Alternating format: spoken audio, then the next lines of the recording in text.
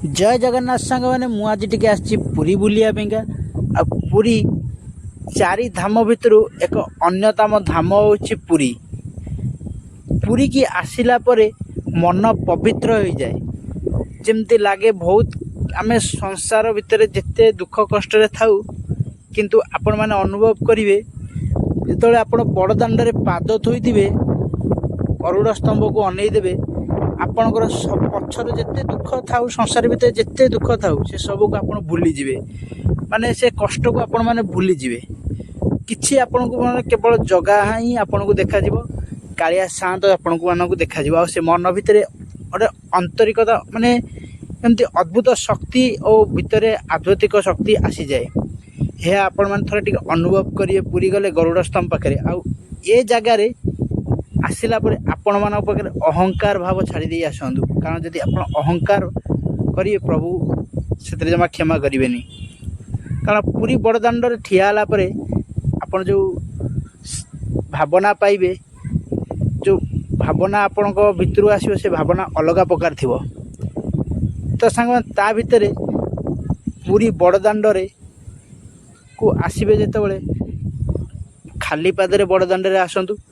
आ बड़दाण्डर धूली आपड़ देखते बड़दाण्डर धूली टिके नहीं देहरे बोली हुंतु देखिए आपणकर जेकोसी पाप हो पुण्य हो से बहुत क्षय हो जाए। आउ कहीं पूरी बड़दाण्ड अनेक साधु सन्तर पाद पड़ी थाए तो से धूली को आणिक निज देहरे बोलीले आपणकर बहुत किसी मंगल हुए, कारण बड़दाण्ड निजे प्रभु भी जीवा आसिया करती। कारण एपाई क्या से बड़दाण्ड धूली देहरे बोलीले बहुत भल लगे। ता सहित चारोटी द्वार श्रीमंदिर भितर को जो आप प्रवेश करेंगे चारोटी द्वार पूर्व पश्चिम दक्षिण उत्तर मन रखु दर्शक बंधु जितेबाला मंदिर भितर को आप जी श्रीमंदिर आपण को कष्ट हो बर श्रीमंदिर सिंह द्वार बटे जातु, सिंह द्वार बटे गले प्रभु को आशीर्वाद गर्भगृह जो थे प्रभु सिंह द्वार पशिबे आप देखिए डाहाण पटरे प्रभु जगन्नाथ बसी जो आरती हो नजर आपण रही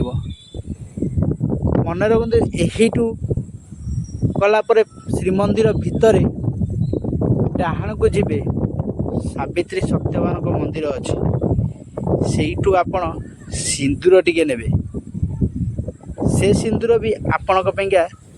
बहुत भल आपण से सिंदूर संख्या किसी देवे सेठू किसी सिंदूर आणवे जहाँ कले आपण मंगल हम आपण